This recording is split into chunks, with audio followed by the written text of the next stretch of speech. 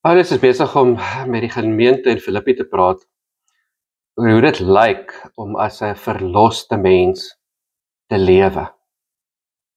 Dan sê hy, lewe bo verdenking. Hulle moet nie eers lelike goed van jou kan dink nie. Dit is nie maklik nie. Mense dink maklik slegte goed en stories versprei baie maklik. Ja, ek het myself in my eie lewe ervaar, mense verskeie goed oor jou sê wat nie die waarheid is nie.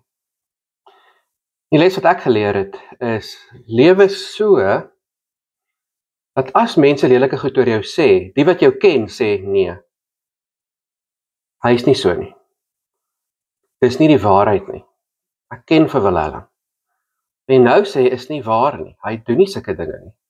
Hy praat nie so nie. Hy sê nie dit nie. Wat jy nou sê is eenvoudig, ek kan nie dit eers indink nie. Dis bo verdenking, want dis nie waar nie. Lewe opreg. Lewe so opreg dat die mense wat jou ken nooit iets slegs van jou sal dink nie. En dat as daar stories oor jou kom, die mense wat jou ken sal sê dis nie waar nie. Willem is nie so nie. Hy doen nie dit nie. Dis wat dit beteken om 'n ligdraer te wees. Om so te lewe dat as daar donker dinge gebeur, ek nie deel van die donker word nie, maar ek die lig bring.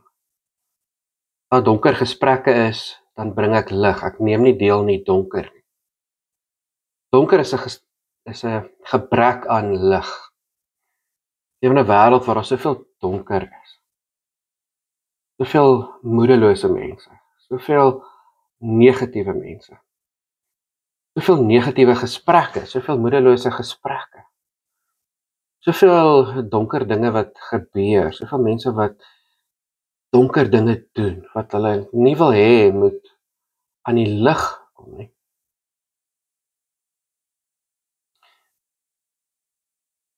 Ek het myself gevra, sal ek wil hê dat elke oomblik van my lewe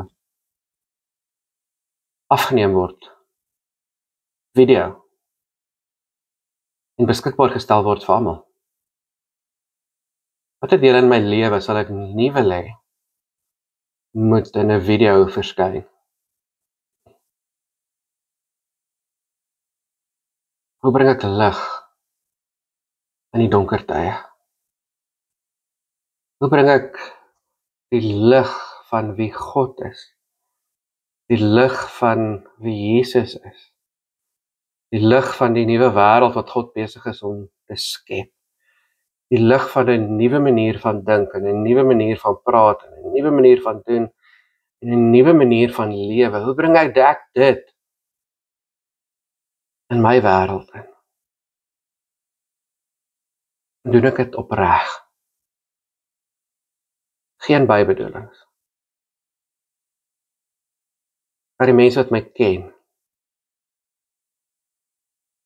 nooit iets slegs van my sal dink of sal aanvaar nie.